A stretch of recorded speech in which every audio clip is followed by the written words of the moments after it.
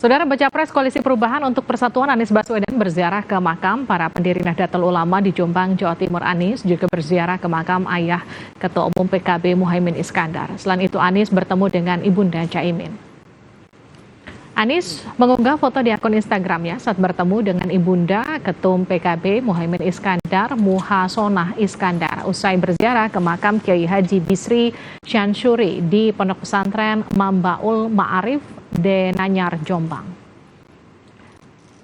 Anies juga berziarah ke makam ayah Ketum PKB Muhaimin Iskandar, yaitu Kiai Haji Muhammad Iskandar.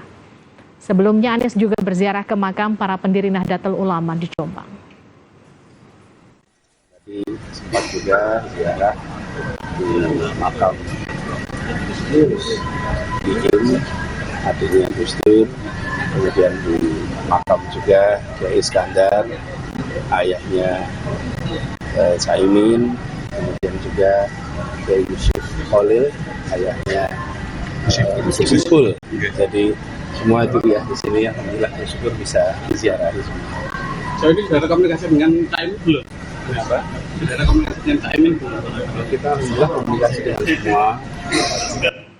Lembaga Survei Indonesia LSI merilis hasil survei terbaru elektabilitas bakal capres 2 bulan jelang pendaftaran. Survei digelar mulai 3 hingga 9 Agustus, menemukan 64,6% pemilih sudah solid menentukan pilihan. LSI menggelar sejumlah simulasi untuk bakal calon presiden, termasuk semi terbuka dan tertutup. Hasil survei menunjukkan fluktuasi antara simulasi terbuka, semi terbuka, dan tertutup. LSI menemukan masih ada faktor Jokowi yang masih diperebutkan bakal calon presiden. Saya kira itu strategi yang sekarang dicoba untuk dilakukan. Misalnya 2 hari lalu atau 3 hari lalu ya, Pak Prabowo bersama timnya mengatakan kita tidak malu-malu, ini tim Jokowi, misalnya gitu kan. Bahkan koalisinya mau dinamain koalisi seperti koalisi Jokowi kemarin, koalisi Indonesia Maju kan. Jadi itu adalah cara untuk memastikan kepada para pendukung.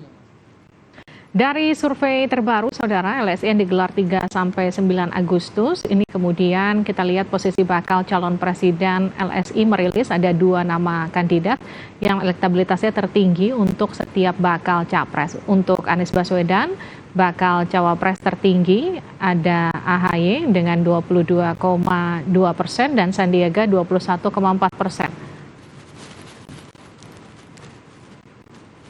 Sementara untuk Ganjar Pranowo, bakal capres tertinggi adalah Erick Thohir 17,7% dan Sandiaga 13,6%. Prabowo Subianto, bakal cawapres tertingginya adalah Erick Thohir 15,9% dan AHY 12,1%. Panglima TNI Laksamana Yudo Margono menjelaskan kasus anggota Pas Pampres aniaya warga hingga